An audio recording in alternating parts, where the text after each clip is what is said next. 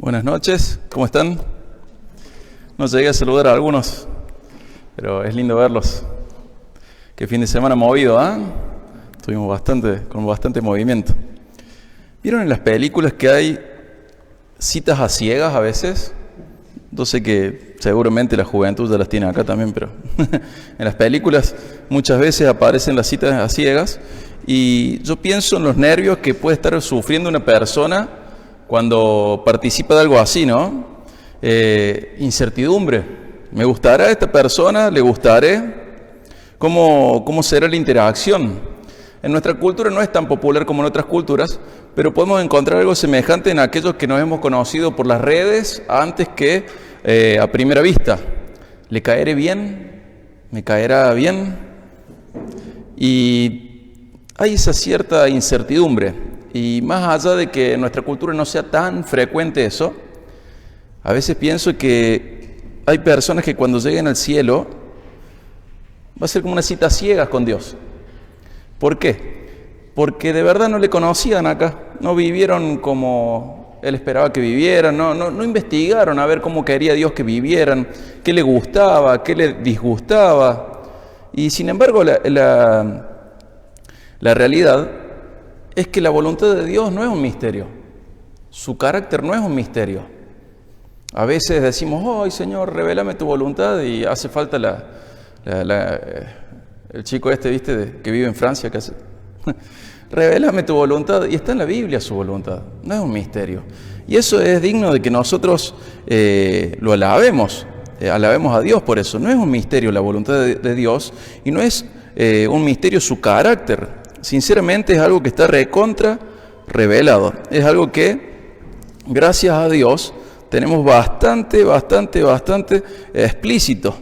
Y lo que no está revelado, dice Deuteronomio 29, no nos corresponde a nosotros, así que gloria a Dios, porque lo revelado nos corresponde y lo no revelado no. Entonces, en vez de preocuparnos por lo no revelado, tenemos que preocuparnos y ocuparnos en lo revelado. Y que no sea el cielo una cita ciegas con Dios, sino que ahí ya nos conocemos de antes, simplemente no estábamos tan cerca, nuestra relación no estaba en plenitud. Pero, ¿por qué a ciegas? ¿Por qué tanto misterio? Ya conoces cómo es Dios, ya sabes que le gusta, ya conoces su carácter. Y hoy vamos a hablar de eso, de la voluntad de Dios. Vamos a ir a Hechos de nuevo, a este libro que está dividido en dos, Lucas y Hechos, o esta pequeña colección, ¿no?, de dos volúmenes, en la que está el Evangelio de Jesús según Lucas, y está también el libro de Hechos. Vamos a leer el capítulo 1, desde el 12 al 26.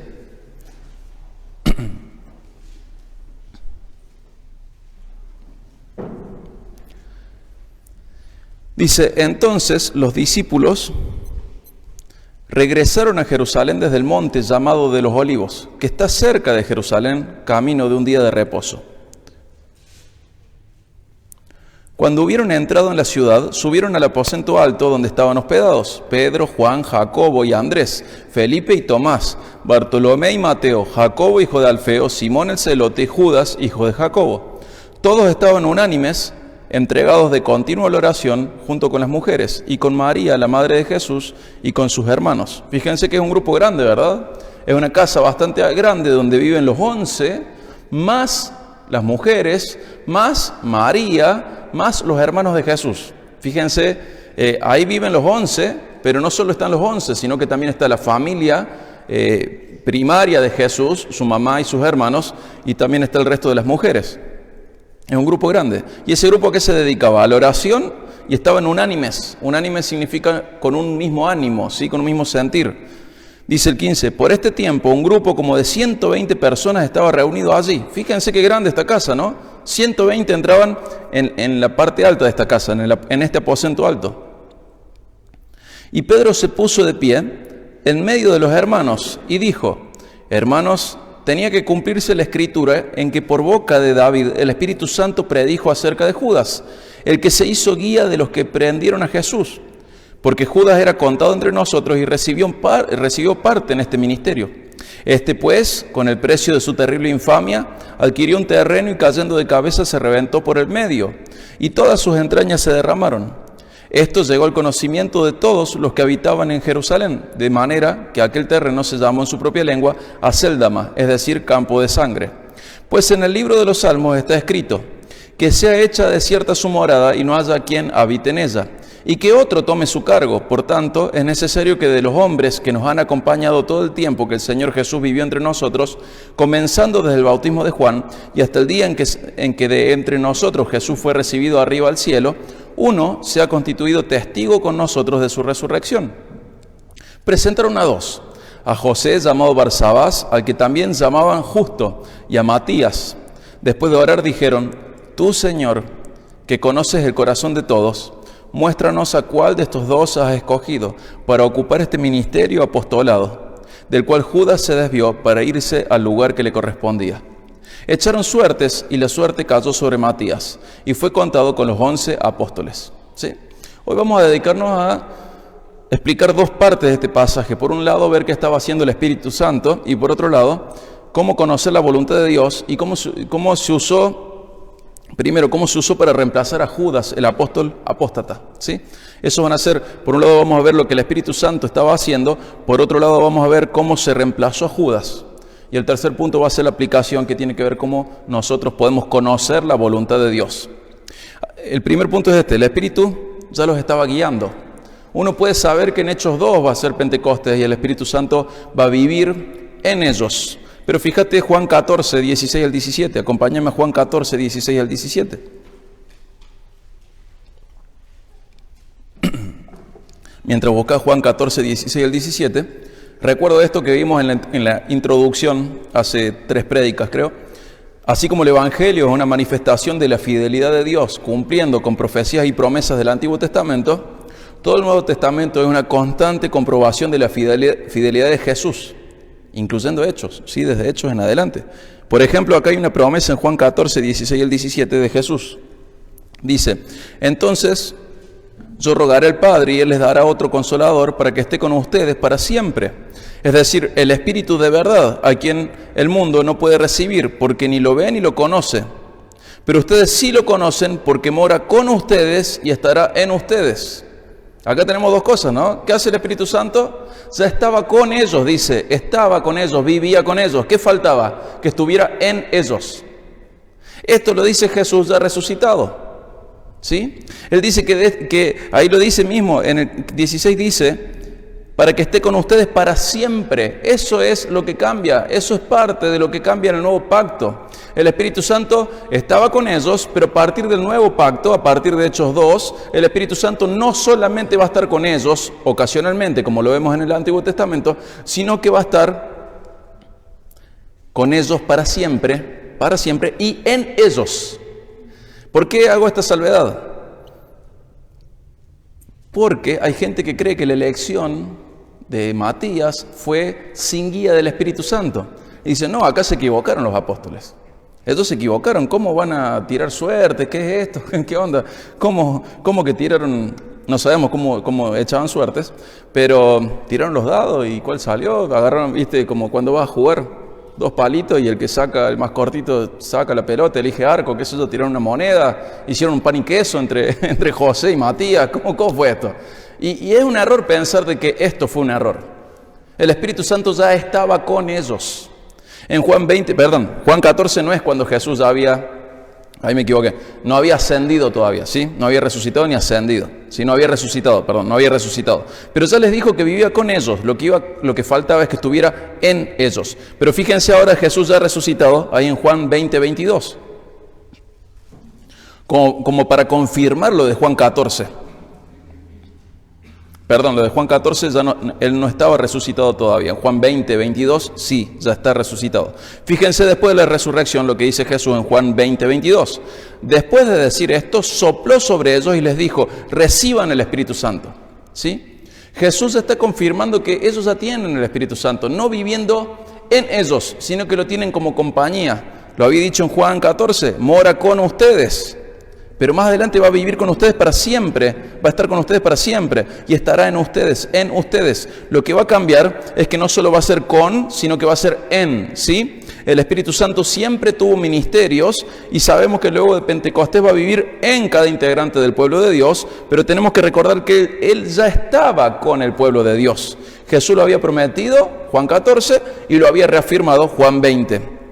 Este evento no está hecho, esto de la elección de Matías, no está hecho en carnalidad o falta de espiritualidad. Está hecho en confianza en que Jesús ya les había dicho y confirmado que el Espíritu Santo estaba con ellos, ¿sí? No hay carnalidad acá. Este evento es extraño para nosotros porque tiene rasgos del Antiguo Testamento. Y en un sentido, estimados, estamos viendo por última vez, no sé si a ustedes les pasó, me acuerdo un viaje con Lu y con otro chico que se llama Agustín, creo que es la última vez que vimos, no, lo vimos juntos, la última vista en el Pacífico, en una ruta, un atardecer que nos agarró en la ruta. Y dije, bueno, ¿cuándo será la última vez la siguiente vez que vemos? Y para mí hay varias coses que cuando las hago por última vez las recuerdo. Me acuerdo en el 2012 cuando dejé Despeñaderos en ese recreo, en ese receso de 2 años. Me acuerdo el último día que fui al puente. Dije, no sé cuándo lo volveré a ver al puente. Y me fui al puente de Despeñaderos a verlo. Bueno, ahora estamos viendo el último vistazo del Antiguo Testamento. La gente piensa que en Mateo 1:1 comienza el Nuevo Testamento.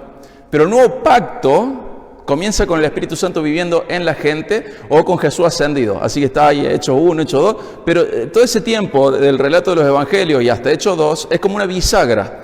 Va a haber algunas cuestiones todavía, como un rezago todavía en los inicios del cristianismo que tienen que ver con el antiguo pacto. Muy poquitos, porque es una transición. Y la mayoría de los cristianos eran judíos, entonces iba despacito. Sí.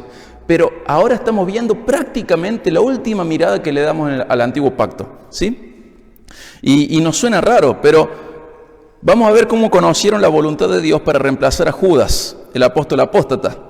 A modo didáctico, fíjense que la elección de Judas contiene al menos 3 elementos principales. Estos son los 3 elementos principales. Por un lado, profético, por otro lado, la exigencia de requisitos y por otro lado, la metodología para la elección, ¿sí? La elección del sucesor de Judas tiene estos 3 elementos: profético, requisitos y cómo elegimos cuál es. Esas son las 3 cosas.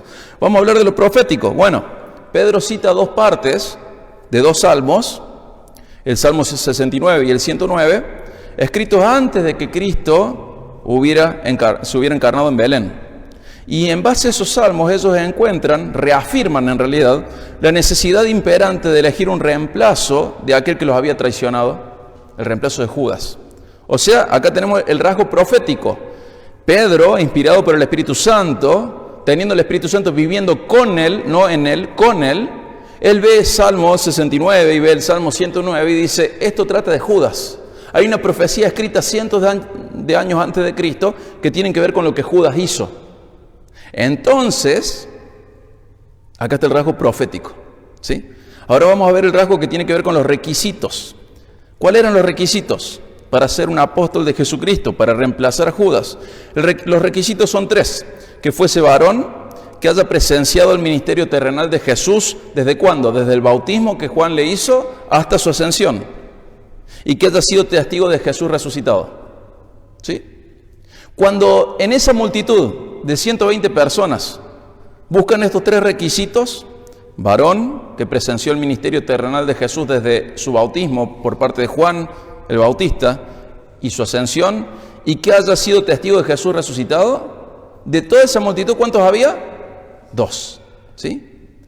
José, Barsabás, el justo, y Matías, solamente 2. Solamente 2 candidatos quedaron disponibles teniendo en cuenta esos requisitos. Sin estos 3 factores, sin estos 3 requisitos, no puede haber un apóstol de Jesucristo, a menos que Dios mismo lo confirme de una manera sobrenatural, ¿sí? No puede haber. Luego vamos a ver que Pablo cumplía con 2 de estos requisitos, 2 de 3. ¿Cuáles son los 2? Era varón y vio a Jesús resucitado. ¿Con qué no cumplía? No estuvo con Jesús desde su bautismo hasta su ascensión. Entonces, ¿qué va a generar esto en el resto de los cristianos? Primero, él había perseguido a la iglesia, entonces desconfiaban de él. Segundo, no puede ser apóstol. Y vamos a ver cómo Dios confirma a Pablo para que sea contado entre los apóstoles. Y él no es el apóstol número 12, él es el apóstol número 13. Están los 12, sale Judas por apóstata, no por muerte, sino por apóstata. No hay sucesión por herencia o algo parecido como hacen los romanos. No hay eso. Por apóstata, Judas tiene que ser reemplazado y se completa el grupo de los 12 con Matías. Y luego el Señor, llama a Pablo, lo llama de una manera especial. Jesucristo resucitado se le aparece varias veces para instruirle cosas que no están relatadas en los evangelios. Y Dios confirma a Pablo de una manera especial, lo confirma. Y saben que esto es tan profundo que no solo él dice, no, Dios me confirma. No, ¿quién dice que Pablo es confirmado como apóstol? Los otros apóstoles. Los otros apóstoles dan fe de la veracidad, de la genuinidad del apostolado de Pablo. Y eso es fundamental. Podemos recordar cuando Pedro dice que lo que Pablo escribió está a nivel de las Escrituras. Pedro es básicamente el líder de la iglesia emergente, de la iglesia primitiva. Entonces fíjense que el testimonio del resto de los apóstoles tiene en cuenta a Pablo como el apóstol número 13, como un apóstol más. Pero luego de que Pablo fallece, luego de que todos ellos fallecen, no hay más apóstoles de Jesucristo, hermano. Nunca más. ¿Por qué? Porque nadie va a cumplir con estos requisitos nunca más en la historia. Nunca más. Nunca más. Podrán ser apóstoles de la iglesia, o sea, enviados por una iglesia, pero nosotros generalmente, ¿cómo los llamamos? Misioneros, pioneros, fundadores, pero la autoridad apostólica no existe fuera de los apóstoles bíblicos. No existe, ¿sí? Y a pesar de que la Biblia es clara, durante prácticamente casi 20 siglos, nunca nadie más osó llevar el título de apóstol de Jesucristo en la historia, excepto en círculos en donde hay poco entendimiento bíblico y bastante reciente. Nunca nadie dijo, yo soy apóstol de Jesucristo también. No, vos sos de Jesucristo y podrás ser apóstol de la iglesia, pero no te llames apóstol de Jesucristo porque Jesús resucitado no te encomendó nada. No, pero lo hizo otra vez la Biblia. No, lo hizo otra vez la Biblia. No. Esos no son apóstoles verdaderos. Para diferenciarlos, nosotros hemos identificado a los apóstoles de las iglesias, porque apóstol significa enviado, ¿a quiénes? A los misioneros, a los fundadores, a los pioneros. Pero ¿en qué se diferencia un apóstol de Jesucristo con un apóstol de los que se hacen llamar apóstoles ahora, incluso si fuese misionero? En que el apóstol de Jesucristo tiene autoridad doctrinal y el resto no, de ninguna manera. En la Biblia no hay ninguna autoridad sobre las iglesias, solo los pastores.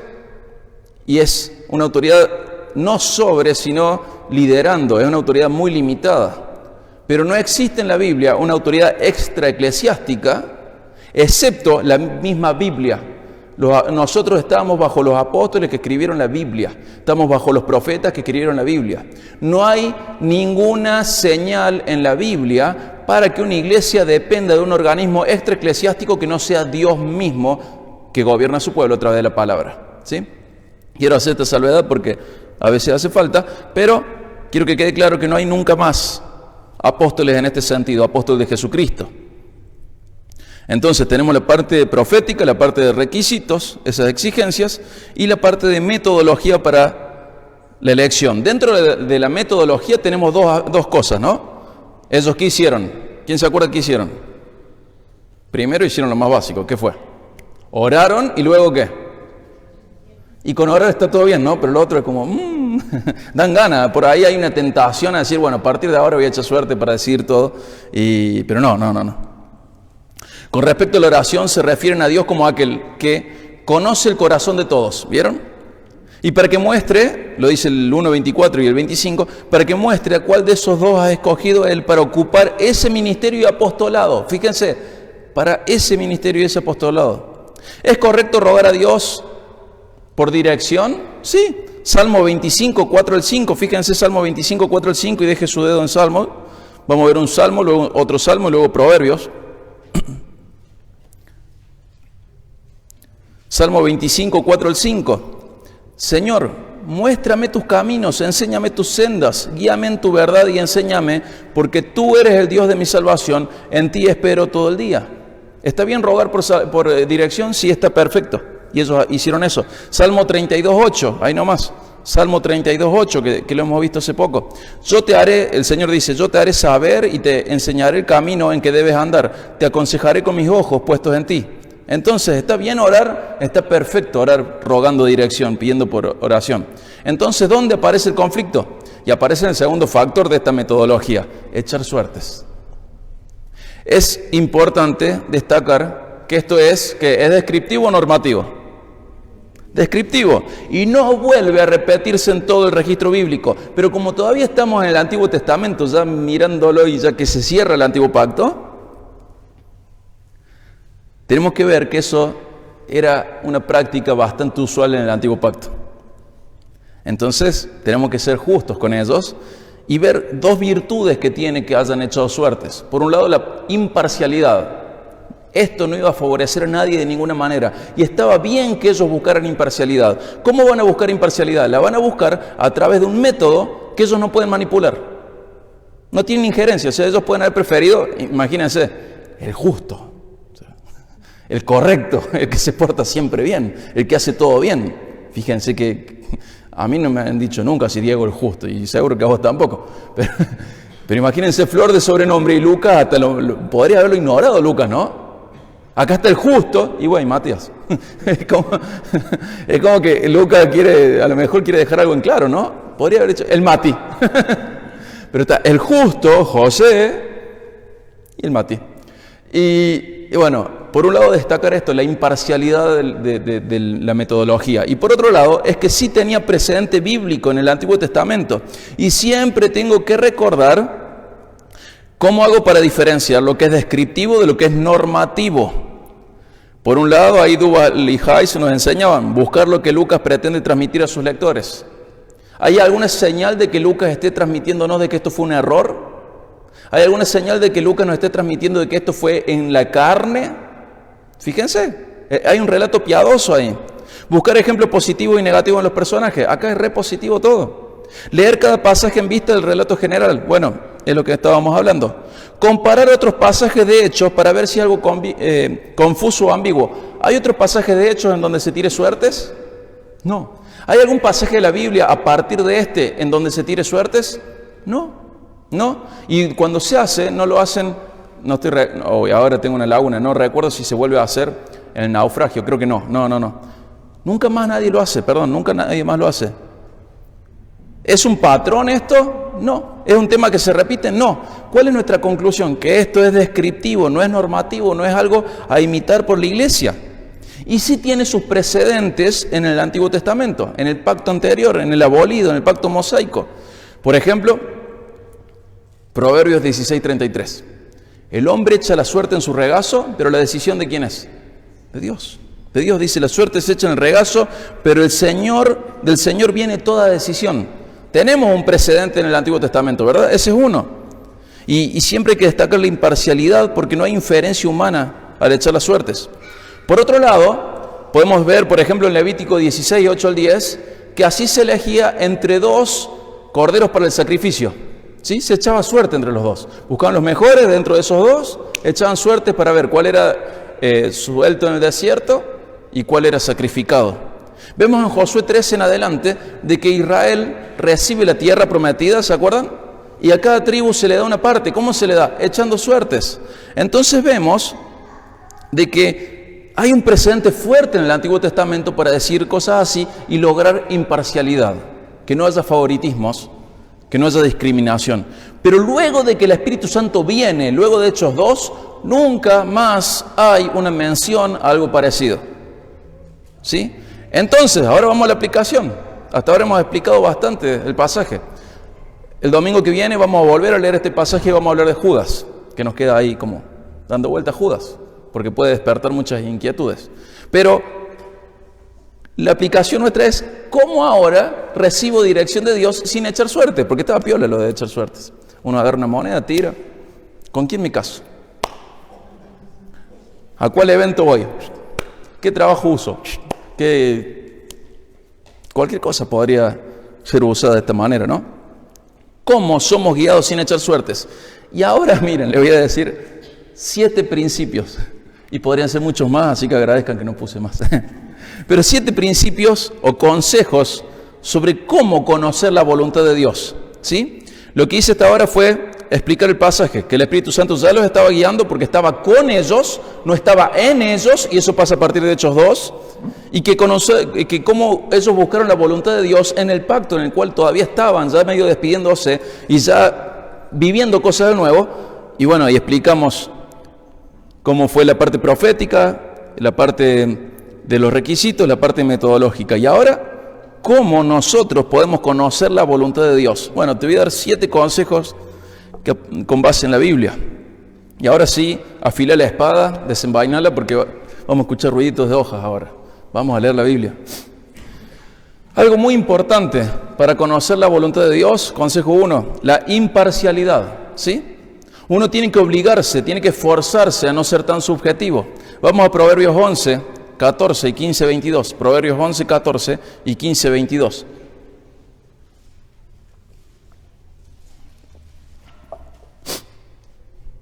Proverbios 11, 14.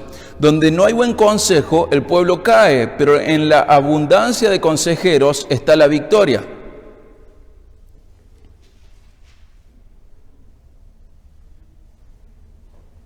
El 15, 22. Sin consulta los planes se frustran, pero con muchos consejeros triunfan. ¿Ven? Ahí tenemos el primer consejo, la imparcialidad.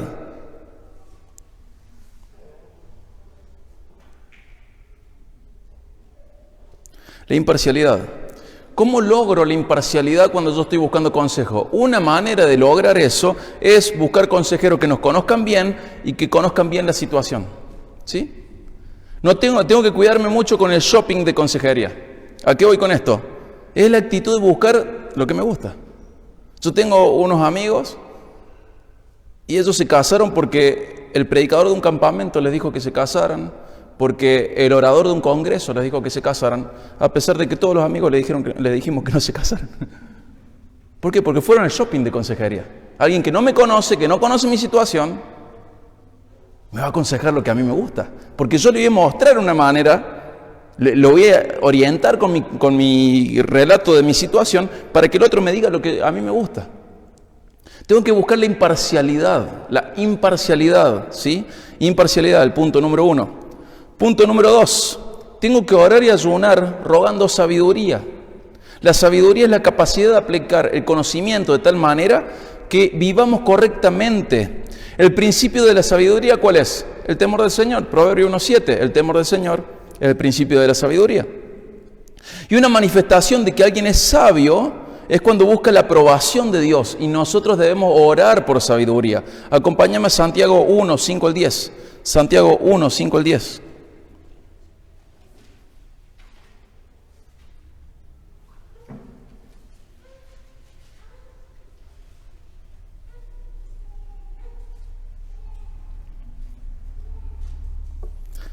Santiago 1, 5 al 10. Si a alguno de ustedes le falta sabiduría, recordemos que es sabiduría.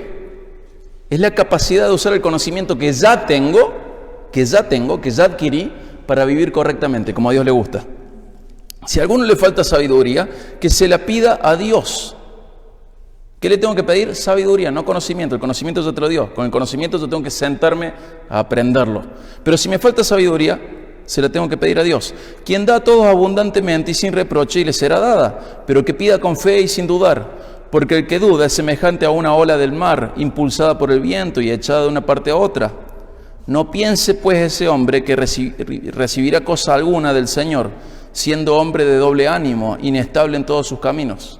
Fíjense, Dios quiere ayudarnos a vivir bien, a que sepamos cómo vivir correctamente, a vivir con sabiduría. ¿Pero qué tengo que hacer yo? Pedirle sabiduría. Pero no pedirle con doble ánimo. ¿Sí? ¿Cómo puedo pensar en doble ánimo teniendo en cuenta lo que leí? Una persona que ora con doble ánimo es la persona que ora como si le importara y después deja de orar porque realmente no le importa. ¿Sí? Señor, dame sabiduría, necesito sabiduría, Señor, por favor. La sabiduría. No. Es un doble ánimo. Tratás la sabiduría como si te importara por ratito y por ratito deja de importarte. Y dice que esa persona de doble ánimo es inestable en todo. Y también es inestable en la oración y no va a recibir nada de esa persona.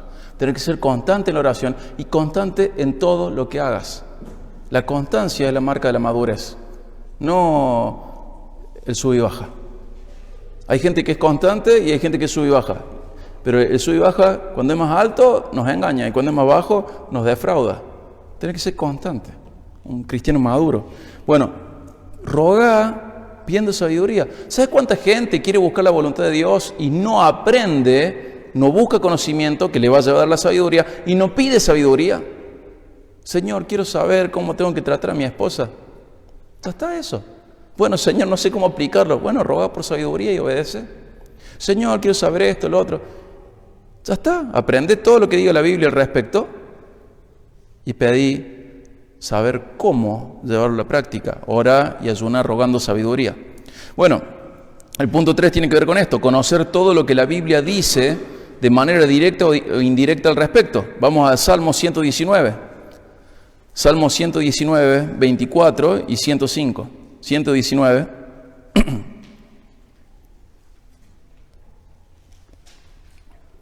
...24 y 105. Salmo 119, 24. También tus testimonios son mi deleite. Ellos son mis consejeros. Y quiero que tomes en cuenta que consejero no está significando, bueno, si te gusta hacerlo, si no te gusta no lo hagas. Lo dejo a tu criterio. No. Es el que te está aconsejando, pero no en un sentido que vos puedas elegir no hacerle caso. Te está aconsejando de la mejor manera. Te está diciendo por dónde debes andar. Nosotros hemos denigrado mucho la palabra consejo.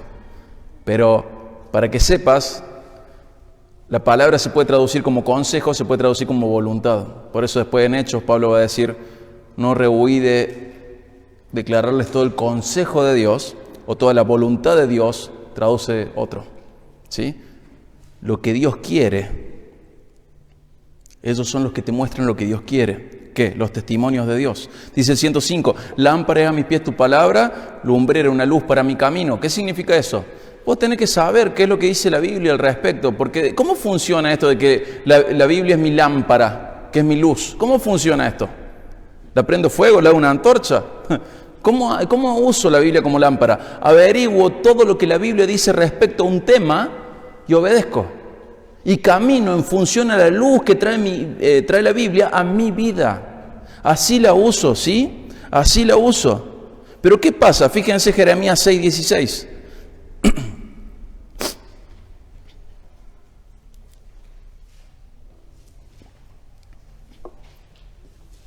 Jeremías 6:16, así dice el Señor, párense en los caminos y miren y pregunten por los senderos antiguos. ¿Cuál es el buen camino? Y anden por él y hallarán descanso para sus almas. Pero dijeron, no andaremos en él. ¿Sabes cuánta gente hay así? Dios le dice, averigua en la Biblia qué es lo que quiero. Y la gente dice, no quiero averiguar. Bueno, fíjate Proverbios 19:3. Proverbios 19:3. En NTV está hermoso este proverbio. Proverbio 19:3. La insensatez del hombre pervierte su camino y su corazón se irrita contra el Señor. En NTV dice que el hombre arruina su camino por su propia decisión y luego se enoja con el Señor.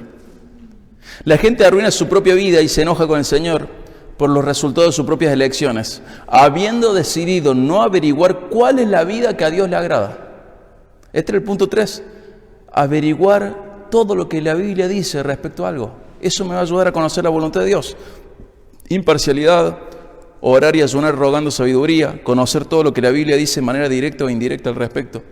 ¿Sabes qué? Un matrimonio puede fracasar. ¿Cómo puede fracasar? Con machismo y con feminismo.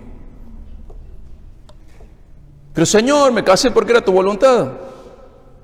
Pero después arruinaste tu matrimonio porque te hiciste valer. Acá soy el macho o acá soy la hembra que se hace valer. La vas a arruinar. Vas a dejar la voluntad de Dios tirada al piso. Y después te vas a enojar con el Señor porque no cuidó tu matrimonio, pero vos fuiste rebelde. Y está bueno que la palabra rebelde termine en E, porque sos vos, él y ella. Fuiste rebelde y después te vas a enojar con Dios porque tu matrimonio fracasó. Pero si vos fuiste rebelde a lo que Dios dijo con respecto a los roles del varón y con respecto a los roles de la mujer. No somos iguales en roles. Somos iguales en gloria, en dignidad, en la capacidad de ser persona. En un montón de cosas somos iguales, pero en roles no. Y después, pero Señor, ¿por qué se arruinó el matrimonio? Porque no quisiste cumplir tu rol y quisiste cumplir el rol del otro o simplemente no quisiste el tuyo. Pero qué peligroso es esto, porque la gente luego busca consejería. ¿Y qué es lo que le puedes decir? Le puedes decir una sola palabra: obedece. ¿Qué tenés que obedecer? Lo que ya sabes. No seas rebelde a Dios. No te enojes con Dios porque tu matrimonio no anda si vos sos machista o feminista. No va a andar. No va a andar. No va a andar.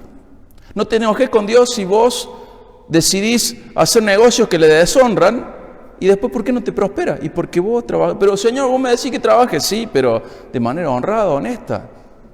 Vas a recibir disciplina. Hay que tener cuidado, hay que conocer lo que la Biblia dice al respecto, averiguar cuál es la voluntad de Dios. Siempre uso este ejemplo porque me parece muy gráfico. Israel tomó la tierra prometida por voluntad de Dios, pero no respetó la metodología en la cual Dios le dijo que tomara la tierra prometida, y eso le trajo todos los problemas que vienen después.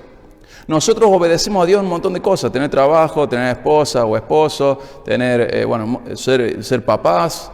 Son parte de nuestra obediencia a Dios. Son parte de nuestra obediencia a Dios. Pero no solo tengo que hacer lo que Dios quiere, sino que también tengo que obedecer cómo Dios quiere que haga eso. Y la mayoría de los cristianos fracasamos ahí. Hacemos lo que Dios quiere, pero a nuestra manera. Y eso es un fracaso también. Es un fracaso. Y pasa esto: la insensatez del hombre pervierte su camino y su corazón se irrita luego con el Señor. Punto número 4. No confiar en uno mismo. Ese es un excelente consejo. Acompáñame a Jeremías 17, 5 al 9. Jeremías 17, 5 al 9.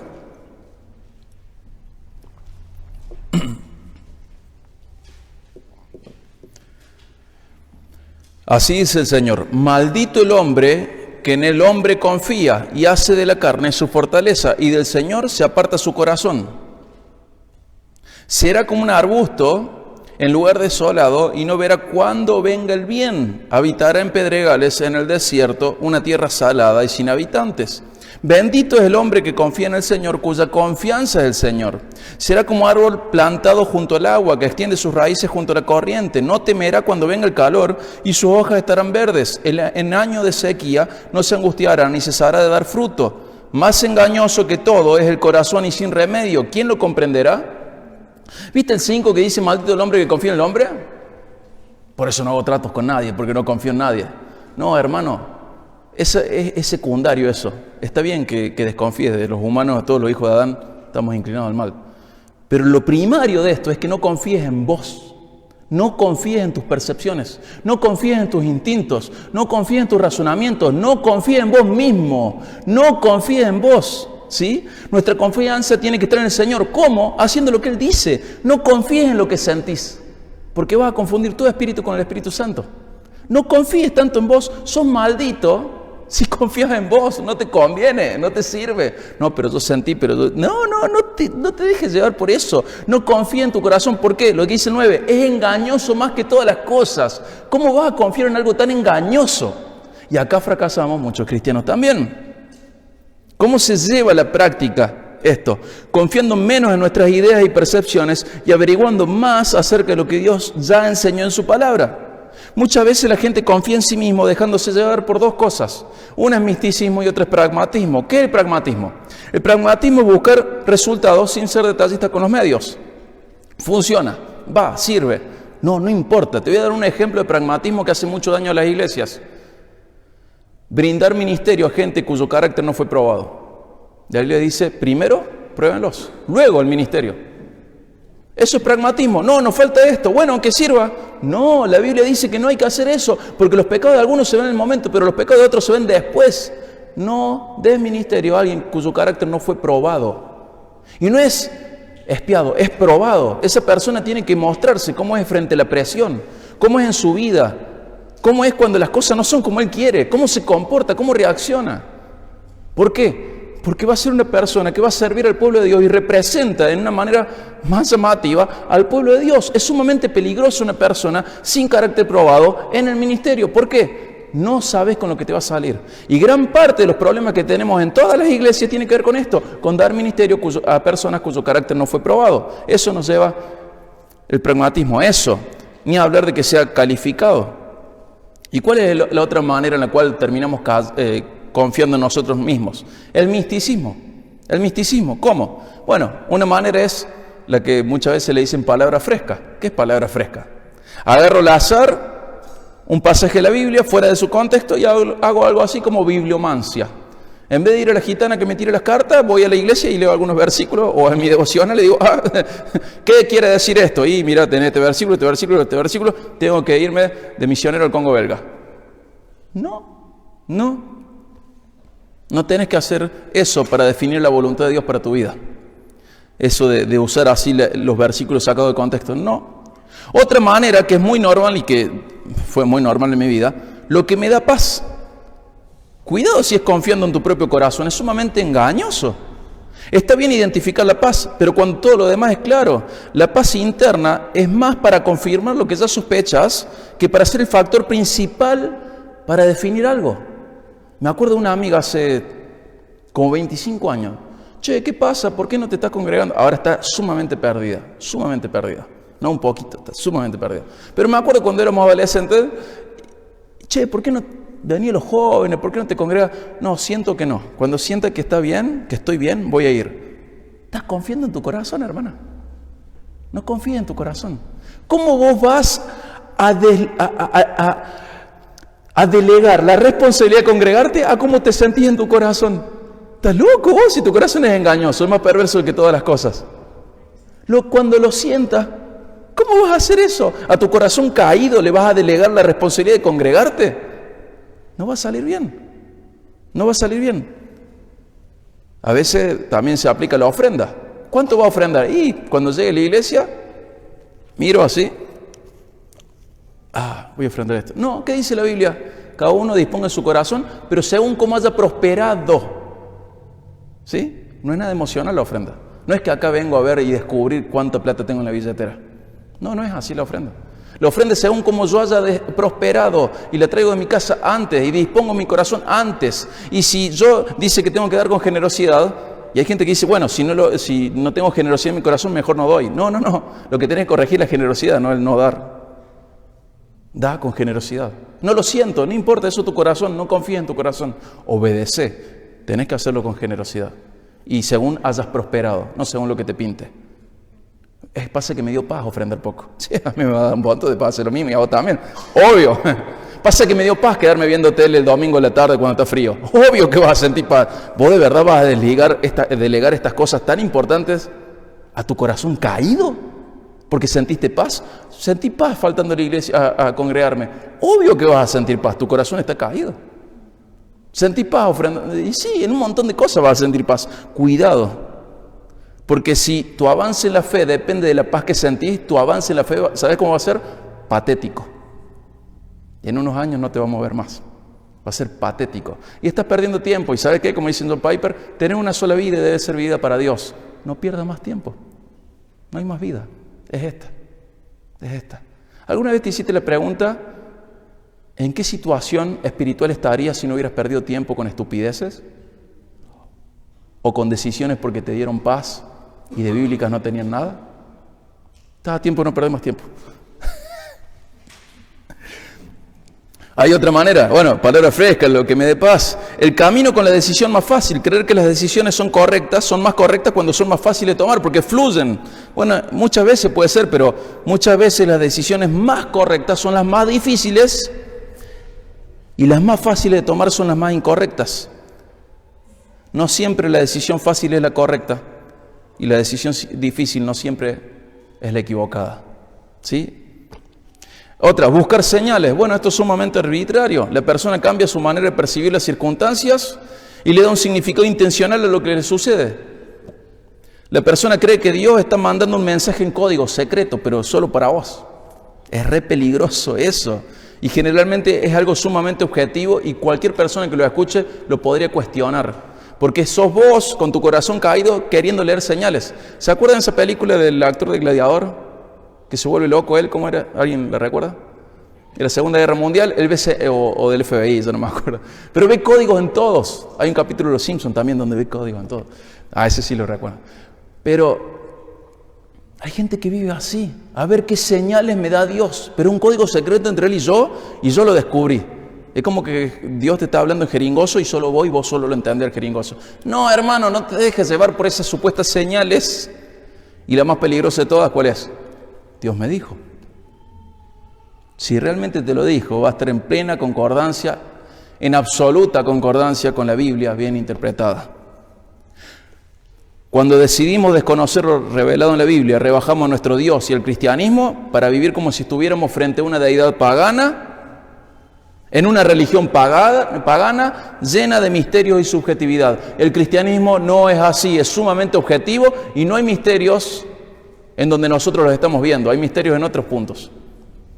Entonces, bueno, volviendo al hilo principal, ¿cómo somos guiados sin echar suerte? ¿Cómo conocemos la voluntad de Dios? Imparcialidad, orar rogando sabiduría, conocer todo lo que la Biblia dice al respecto, no confiar en uno mismo. Otro más, el quinto, buscar lo que favorezca la vida espiritual, incluyendo la obediencia a Cristo, el conocimiento bíblico y la comunión. Lucas 9:23, ¿se acuerdan? Jesús se da vuelta a la multitud y que dice, a todos les decía, si quieren seguirme, ¿qué? ¿Se acuerdan? Niéguese a sí mismo, tome su cruz cada día y sígame. Mira, hermano, ¿querés elegir un trabajo, una esposa, un esposo, una novia, un novio? Fíjate si te ayuda esto. Si no te ayuda, no es la voluntad de Dios. Ya está. ¿Sabes cuántas candidatas y cuántos candidatos hubieran quedado fuera de tu lista si vos hubieras tenido en cuenta Lucas 9:23 que habla de seguir a Jesús? ¿Te ayuda a caminar más con Jesús o es un lastre para caminar con Jesús? ¿Ese trabajo te ayuda a caminar más, a negarte a vos mismo? No, todo lo contrario. No es el trabajo de Dios para vos. ¿Qué querés que te diga? Es re sencillo. Si alguien quiere seguir a Jesús, negate a vos mismo y toma tu cruz cada día y seguile. Incluso a la hora de elegir una carrera. Yo tengo un amigo, no puedo ser contador, me dijo. ¿Por qué? Porque la mitad de mi trabajo sería dibujar números. ¿No lo seas? No, pero el Señor me dio esta oportunidad. Pero la oportunidad, el sol sale para todo, para lo bueno y para lo malo. Y la oportunidad no es lo que hace la voluntad de Dios. ¿Qué hace la voluntad de Dios? Lo que ya está revelado. ¿Te ayuda a ser una mejor persona en función a Cristo? Es para vos. Si no te ayuda para seguir mejor a Cristo, no es para vos. Casi que Lucas 9:23 con sus implicancias es un 2 más 2 igual 4. No sé si es la persona indicada para mí. Bueno, aplica eso y ya va a ver que quizá, si no favorece tu obediencia a Cristo, no es para vos. Si no favorece la comunión con el cuerpo, no es para vos. Si no favorece tu conocimiento bíblico, tu piedad, no es para vos. Si no favorece tu vida espiritual, no es para vos. Y agradece a Dios por ese noviazgo que se cortó, en donde tu vida espiritual estaba siendo socavada en vez de alimentada. Gloria a Dios que se haya cortado. No, pero el Señor, no, el Señor es claro, no. Ahí estás arruinando vos tu propia vida y echándole la culpa a Dios. Pero gloria a Dios que se haya acabado ese noviazgo si eso no funcionaba. Buscar lo que favorezca la vida espiritual era el quinto. El sexto, confiar en Dios. ¿Se acuerdan? Ya lo leímos, Salmo 32:8. Yo te haré saber y te enseñaré el camino en el que debes andar. Te aconsejaré con mis ojos puestos en ti. Dios está comprometido en guiarte y podemos confiar en su carácter y confiar en que obedecerle es el mejor camino. ¿Sí? Confía en el carácter de Dios, obedecerle es el mejor camino. Muchas veces sus instrucciones nos parecen hasta duras, pero recordá su carácter. No va a haber una persona con amor más grande que Dios por vos. El amor por vos de Dios es insuperable por todo lo que vos conoces y lo que no conoces también. Entonces confía en su carácter, Él te va a enseñar por dónde debes andar. Y el último punto, el séptimo, está en 1 Corintios 10:31. Acompáñame a 1 Corintios 10:31.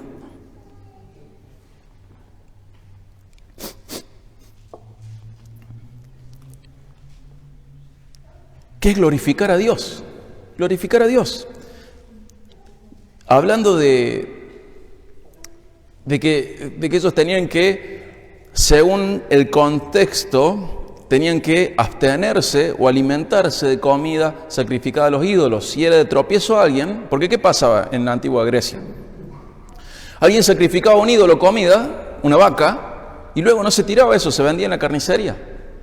Entonces vos sabías que venía de algún templo esa carne. Entonces muchos cristianos dijeron, no nos vamos a contaminar comiendo lo que ya fue sacrificado a un ídolo. Y otros cristianos maduros decían, es carne, ya fue. Lo santificamos por el uso y ya está, porque es un principio bíblico eso. Pero ¿qué dice Pablo? No, si tu hermano va a caer, va a tropezar, porque se va a escandalizar por lo que vos estás haciendo, deja de comer carne vos, porque es más importante que vos no le seas de tropiezo a tu hermano a que vos te alimentes con carne, ¿sí? Pero acá va un poquito más allá y dentro de este contexto larga una afirmación que supera su contexto, ¿sí? supera su contexto, trasciende su contexto. ¿Qué dice?